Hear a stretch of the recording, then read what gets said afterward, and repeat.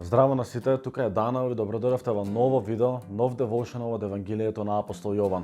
Во ова несигурно време, се што сакаме да споделам таа добра вест, да споделам радосна вест.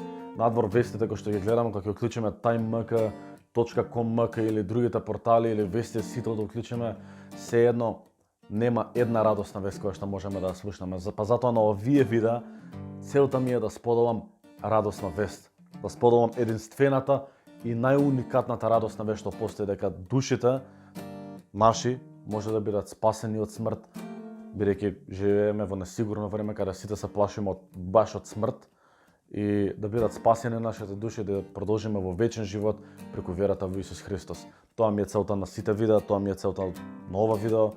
Споделете го ова видео, заедно ќе читаме од Евангелието на апостол Јован, ќе го споделиме Евангелието, ќе се молиме заедно. И тоа е тоа. Сакам ова да биде едно место на љубов, место на ширење на радост, на мир, не место на осуда, не место на покажување на прсти еден кон друг, туку место на љубов. Па затоа да влеземе во стиховите, а пред тоа сакам и да се помолам за вас.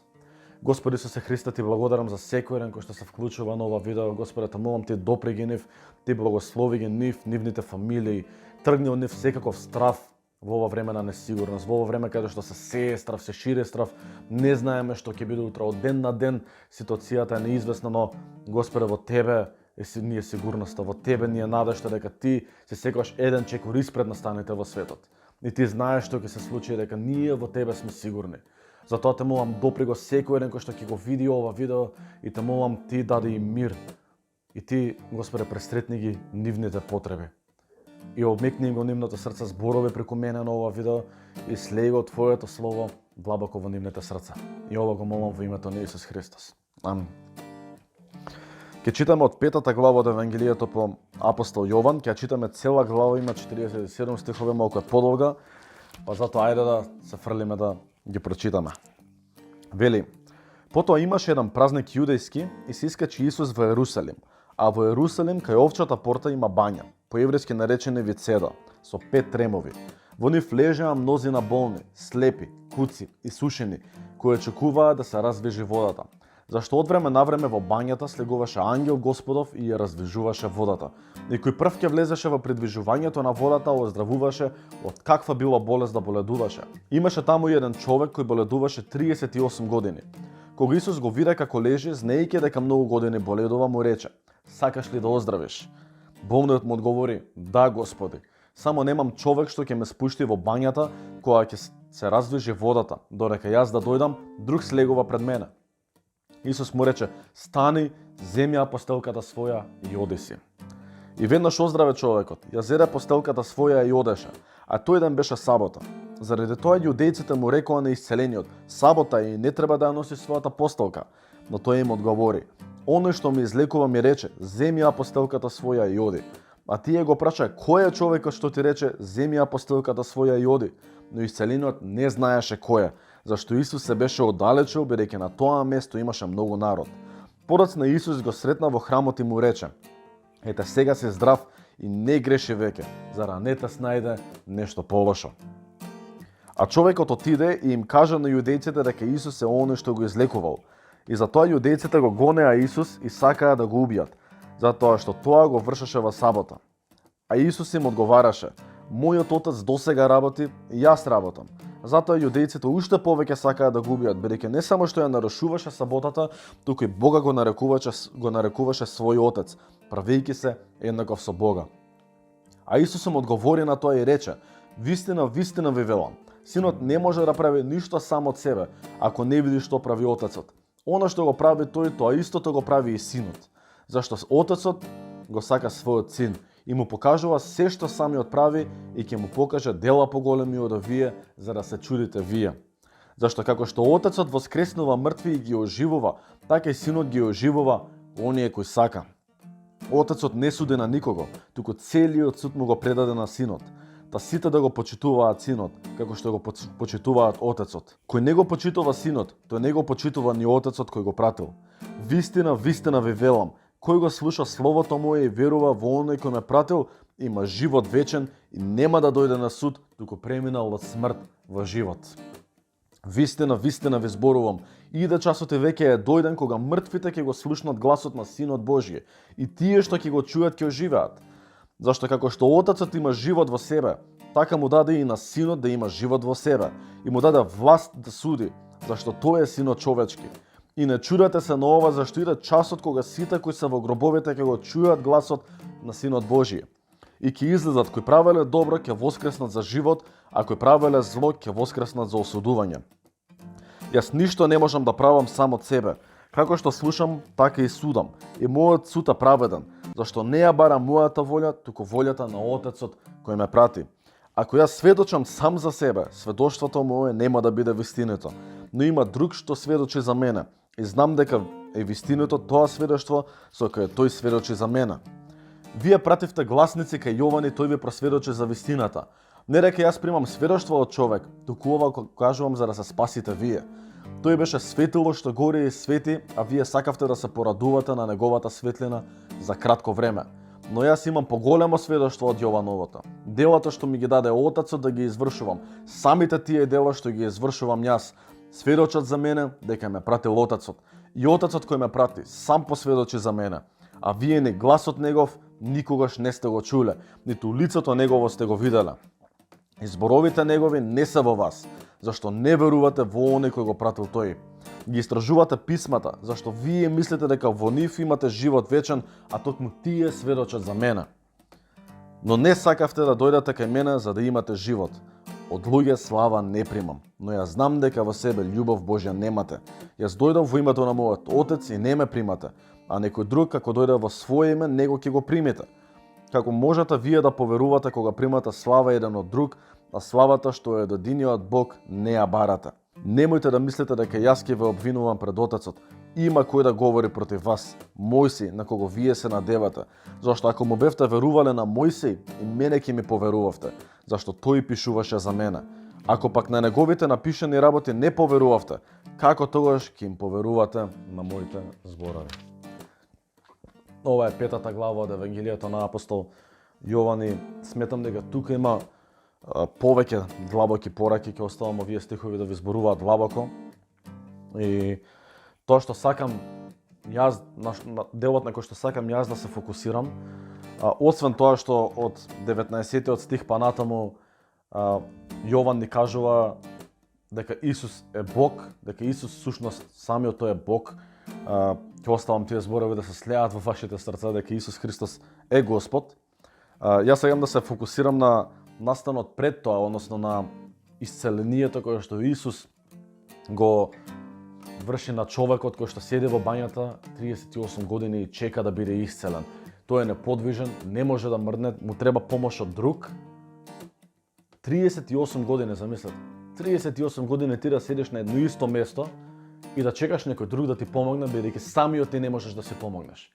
И во тој момент доаѓа Исус.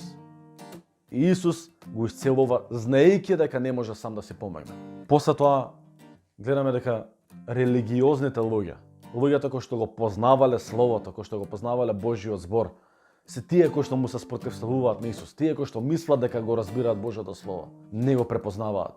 Не секој што го познава Божјото Слово, не секој што ќе ви каже дека го знае Божјото Слово, не секој кој што е свештеник, не секој кој што е на висока црковна позиција е човек кој што го познава Христос.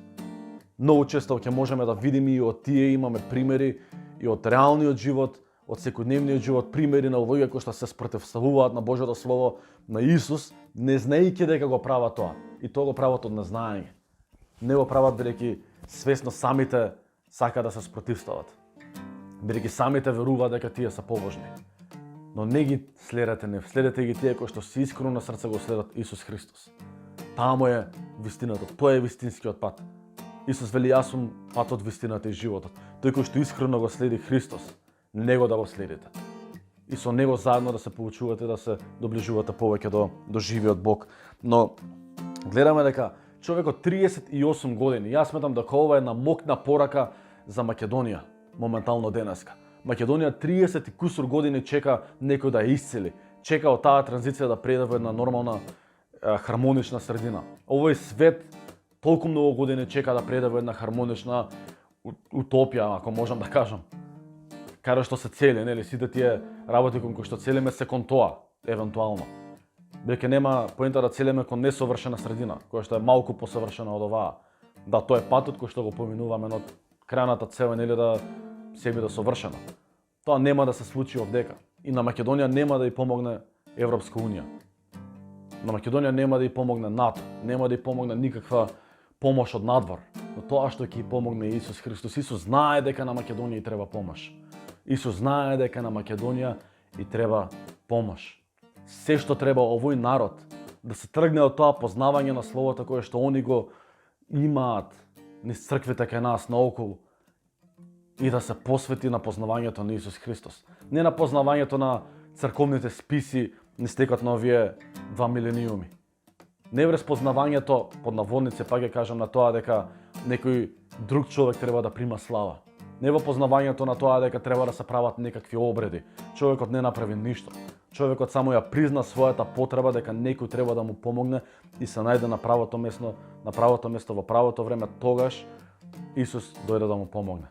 Исус моментално чека на вратата на срцето на секој еден од вас, но и на вратата на Македонија. И верувам и на светот поширок. И моментално ова се што го гледаме околу нас, ова све е резултат на грев, на паднатата човечка природа.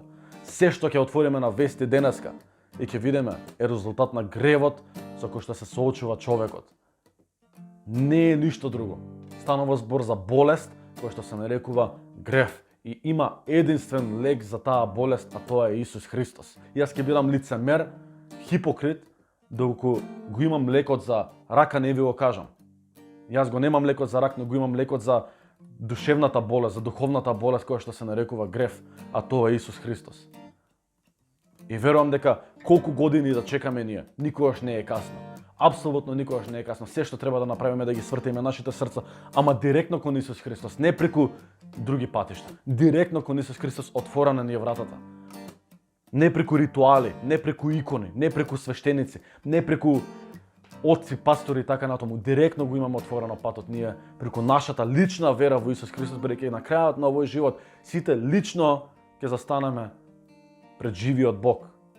Очи во очи ќе се соочиме со Него. И што ќе кажеме тогаш? Ама мене свештеникот, пасторот мене ми кажа така. Нема, одговорноста е наша. Преземете си одговорноста за вечниот живот во ваши раце.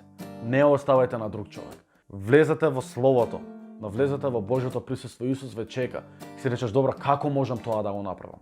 Можеш многу едноставно. Почетокот на вечниот живот може да биде уште денеска во твојот живот. Можеш уште денеска да започнеш вечен живот, да влезеш во таа вечна природа.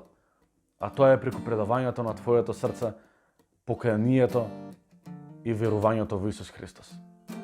Повикај кон Него уште денеска. Повикај, затвори се во твојата соба, повикај кон Него. Каже Исусе, тука сум, Ти си Господ, Ти си мојот Спасител, прости ми за гревовите кои што ги имам направено, се каам за животот кој што сум го водел до сега. И решен сум да те следам Тебе. Решен сум да те следам Тебе до последниот мој ден. Бреќи тоа е фамилијата со која што сакам да сум обкружен и со која што сме обкружени, сите тие лајкови, шерови, верувам дека се луѓе кои што се спремни да го следат Исус Христос до последниот ден. И сакам таа радост навеќе да биде споделена до секој еден, бидејќи таму имаме мир, имаме радост, колку да е животот тежок, сепак имаме сигурност. Колку да е несигурно надвор тоа што го гледаме, ние имаме сигурност и надеж за тоа каде завршуваме после овој живот. Не дека овој живот ќе биде совршен овдека, далеку од тоа. Но дека не чека совршен живот после овој овдека на оваа земја. Таа е надежта која што имаме. Затоа предади го својот живот на Исус, повикај кон Него и верувај, и ти ветувам дека твојот живот никогаш нема да биде ист. Се гледаме во наредно видео. Чао!